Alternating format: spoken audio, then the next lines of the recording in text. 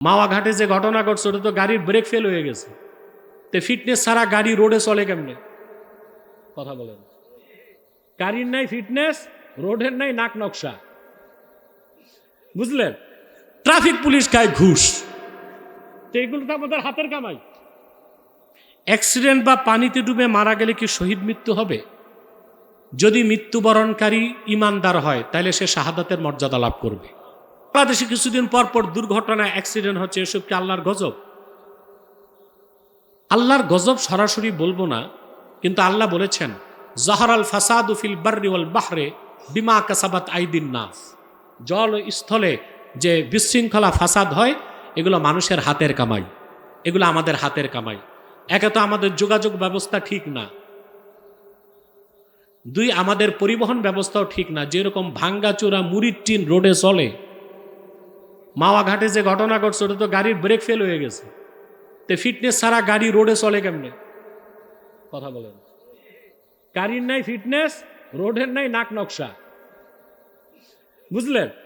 Traffic police খায় ঘুষ, তো এগুলো তো আমাদের হাতের কামাই। যোগাযোগ মন্ত্রীকে বলবো এগুলো ঢেলে সাজাইতে হবে, ঠিক কিনা?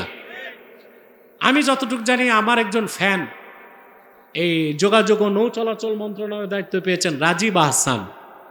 নির্বাচন আগে 2টা প্রোগ্রামে ছিল, পরে আর দেখা হয় নাই। যদি দেখা হয় আমি কিছু পরামর্শ দিব।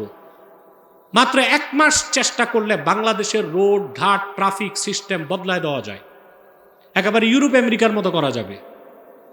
বুঝেন নাই? এগুলো এখন প্রযুক্তি ব্যবহার করতে হবে। কি?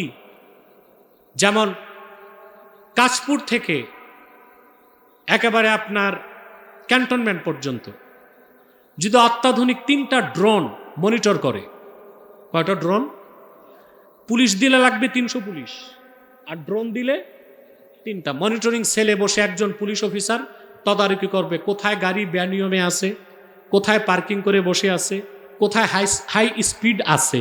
3টা ড্রোনে মনিটরিং করলে এই 100 কিলোমিটার পথ নিরাপদ হয়ে যায়। কথা বলেন। তো 3টা ড্রোনের কি অনেক দাম? কথা বলে না। এভাবে প্রযুক্তির ব্যবহার করে আমরা আমাদের লাইফ স্টাইলটা চেঞ্জ করতে পারি, দুর্ঘটনা কমাতে পারি, ইচ্ছে করলেই হয়।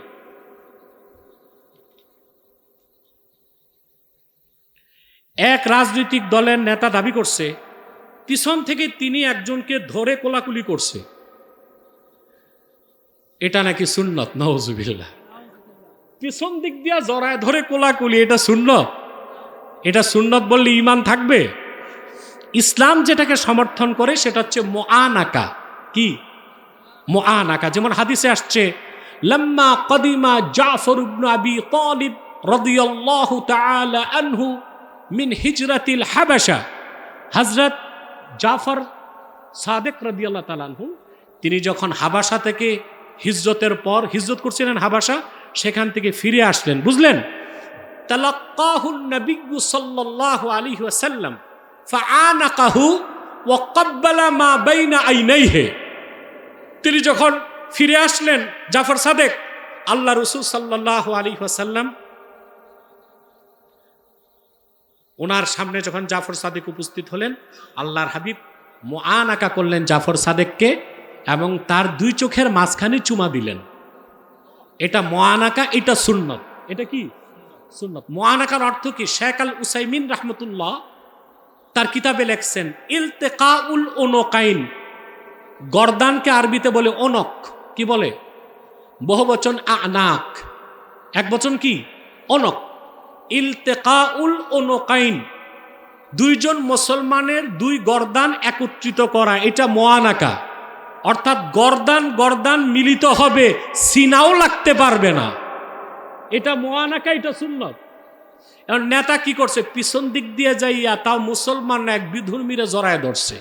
জড়ায় ধরার পর ওই বেটার এসে ক্যাতকোতানি ক্যাতুকুতু, ও তো লাফাচ্ছে। আমি দেখছি ভিডিওটা, কি হাস্যকর নির্লজ্জ কাজ। নাউজুবিল্লাহ। আপনারা দেখেন নাই? তাহলে বোঝা যাচ্ছে এটা মুআনাকা নয়, এটা হচ্ছে একটা হাসি তামাশা। কি হয়েছে? এটাকে সুন্নত বলা যাবে না। 2, মুআনাকার সুন্নত পালন করতে হলে নিয়ম কি? রাসূলুল্লাহর উম্মত দোনোজনকেই মুমিন হইতে হবে। কোন মুমিন যদি কাফেরের সাথেও গর্দান মিলায় সেটা মুআনাকা হবে না। মমিন মমিনের সাথে যদি গর্দান মিলে ওইটা কি মোয়ানাকা। এক। দুই, এটা হতে হবে সামনাসামনি, পিছন দিক দিয়া না। তা নেতা যেই কাজ করছে উনি তো এক বিধর্মীর সাথে জড়ায় ধরছেন। দুই, এটা সামনাসামনি না পিছন দিক দিয়া, এটা মোয়ানাকা হয় নাই, এটা হচ্ছে একটা কৌতুক বা হাসি তামাশা। এটাকে সুন্নতের অনুসরণ বলা চরম মূর্খতা ও ধৃষ্টতা ছাড়া আর কিছু নয়। আল্লাহ আমাদেরকে এর থেকে বাঁচাক, বলুন আল্লাহুম্মা আমিন। আল্লাহকে আবার কি প্রশ্ন? আমি একজন ইউটিউবার, ওয়াজ কোরআন তেলাওয়াত চ্যানেলে ছাড়ি। প্রশ্ন হলো, আমার চ্যানেলের ভিডিও মানুষ যতদিন দেখবে তাতে সদকায়ে জারিয়া সব পাবো? পাবা। ছেলে কিংবা মেয়েকে সর্বনিম্ন কত বছর বয়সে বিয়ে করা উত্তম? বিয়ে করলে কি রিজিক বাড়ে? হজ ও উমরা পালনের পার্থক্য কি?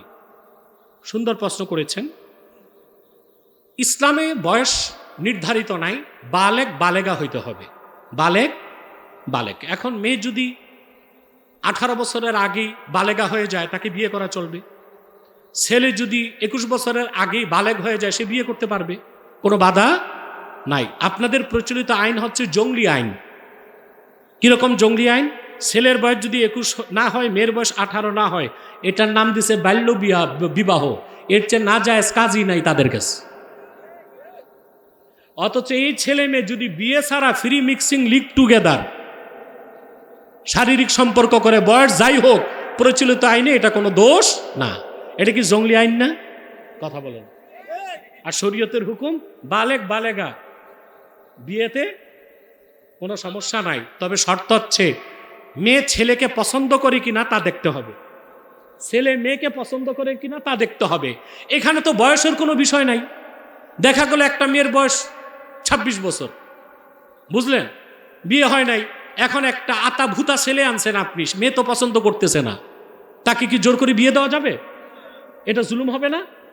পক্ষান্তরে মেয়ের বয়স 15 বছর, 16 বছর, 17 বছর, 18 বছর, যেই ছেলেকে আনছেন মেয়ে স্বেচ্ছায় পছন্দ করছে, আমি তাকে পছন্দ করি, তাহলে বোঝা যাচ্ছে মেয়েটা বালেগা এবং তার সেক্সুয়াল ডিমান্ড আছে। তখন যদি তাকে এই কাজে বাধা দেন, আপনি বৈধ পথে না দেন, সেটা কি মেয়ের উপর অবিচার নয়? কথা বলেন। ইসলামেরটাই সর্বোত্তম শ্রেষ্ঠ। বিয়ে করলে কি রিজিক বাড়ে? হ্যাঁ, রিজিক বাড়ে।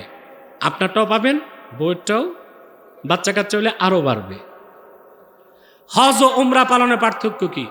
ধনী ধনাঢ্য ব্যক্তি কাবা শরীফ পর্যন্ত পৌঁছার সক্ষমতা যার আছে, তার জীবনে একবার হজ করা ফরজ। যদি সে হজ না করে সে গুনাহগার হবে এবং তাকে কঠিন শাস্তির সম্মুখীন হতে হবে। আর উমরা বছরের যে কোনো সময় আল্লাহর ঘর জিয়ারত করতে গেলে, তোয়াফ করতে গেলে সেটা উমরা। কথা বুঝতে পারছেন? উমরা হচ্ছে সুন্নাত। বিশেষ করে হাদিস শরীফে এসেছে, রাসূলুল্লাহ সাল্লাল্লাহু আলাইহি ওয়াসাল্লাম ইরশাদ করেছেন, যে ব্যক্তি রমজানে উমরা করলো আল্লাহ তাকে একটা হজের সওয়াব দিবেন। তো উমরাটা সহজ।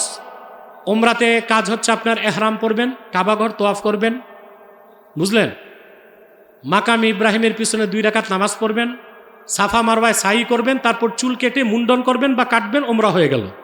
আর হজ করতে গেলে আরাফাতে অবস্থান করতে হবে, মিনাতে অবস্থান করতে হবে, শয়তানকে পাথর মারতে হবে, ঠিক কি না? মুজদালিফায় রাত যাপন করতে হবে, ওইটা কঠিন।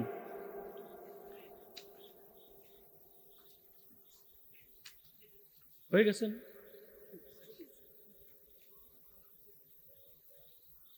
এই মাহফিলটা যে হচ্ছে আল্লাহর ওলিদের স্মরণে, জনপুরি মাশায়েখদের স্মরণে, আপনারা খুশি না বেজার? আগামী বছর মাহফিলটা হোক, চান আপনারা? যা দাঁড়ায় আছেন বসেন, মুনাজাতের আগে বসে যান। আবারও বলছি, যারা দাঁড়ায় আছেন বসে যান। কে তোমার কালেকশনের কাকের আছে? যাও। আগামী বছর আপনারা কেউ যদি শরিক হতে চান, আগামী বছরের জন্য আমি 2 মিনিট সময় দিচ্ছি, বলবেন। এই নিয়তের কারণে আল্লাহ আপনার রিজিকও বরকত দিবেন, হায়াতও বরকত দিয়ে দিবেন। 2 মিনিটে বলবেন, আমি আপনাদেরকে নিয়ে মুনাজাত করব ইনশাআল্লাহ কিছুক্ষণের মধ্যে।